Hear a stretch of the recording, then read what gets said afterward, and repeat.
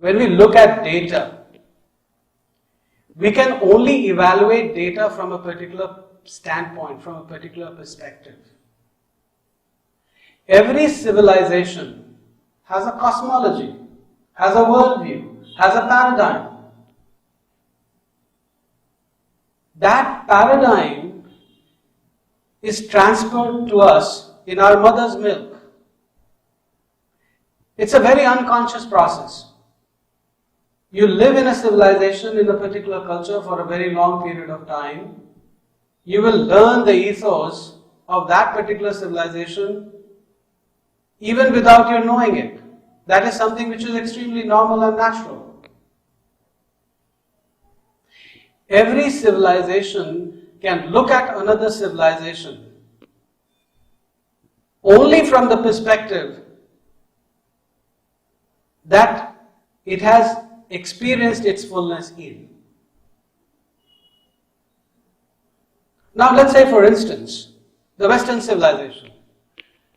The Western civilization, and I'm not offering a criticism. If you would think that I'm offering a criticism, my impulse in doing this will get massively misrepresented.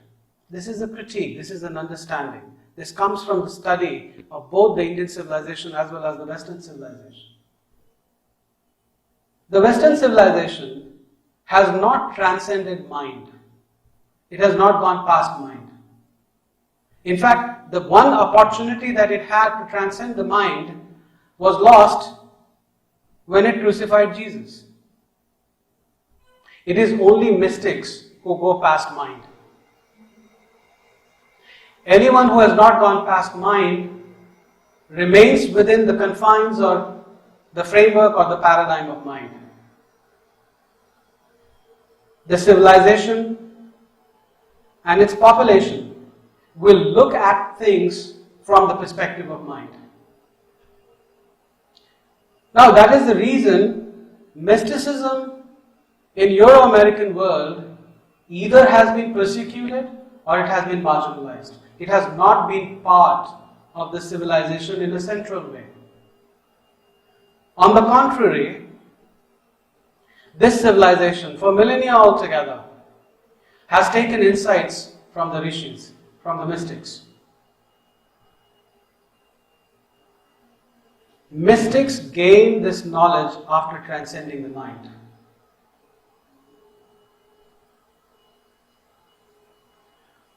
And despite differences in their enunciations, there are certain commonalities, some crucial commonalities amongst traditions.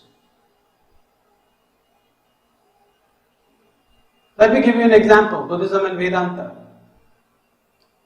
They may differ in terms of ultimate truths of existence,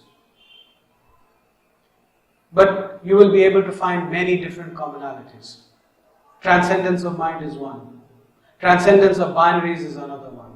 The planes of existence is another commonality. There is a common core which is there in all these traditions.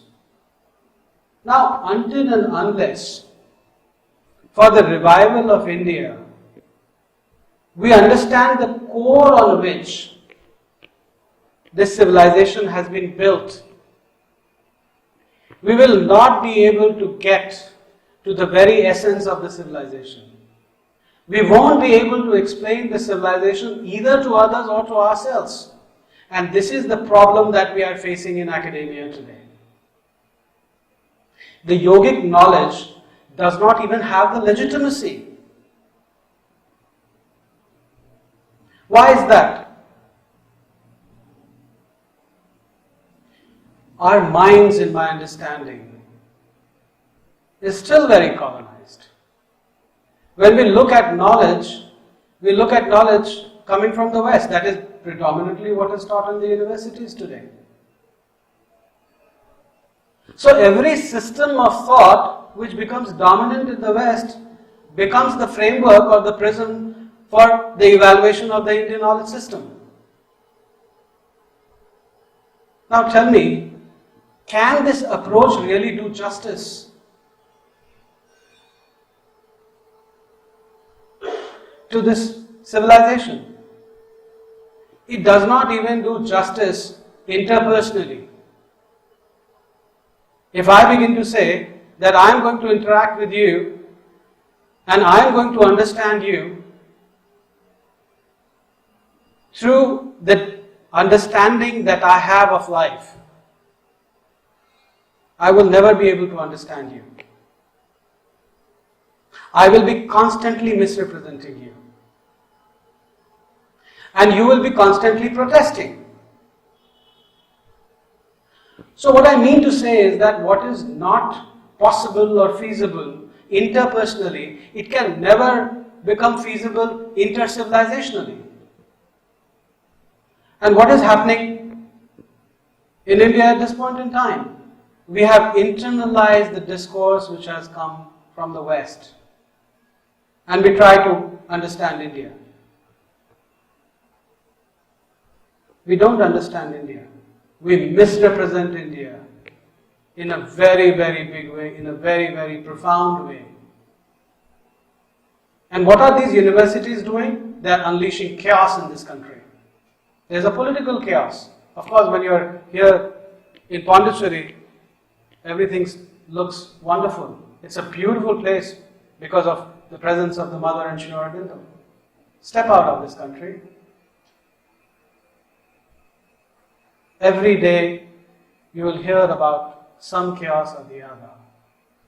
Whether it is reservations or women issues or whatever. Is there any attempt being made to bring harmony and peace? And my understanding is that we will not be able to achieve our full potential till we sound the depths of this civilization and understand its own problems through its core principles. That will require power of thought. That is a yoga of a very different kind.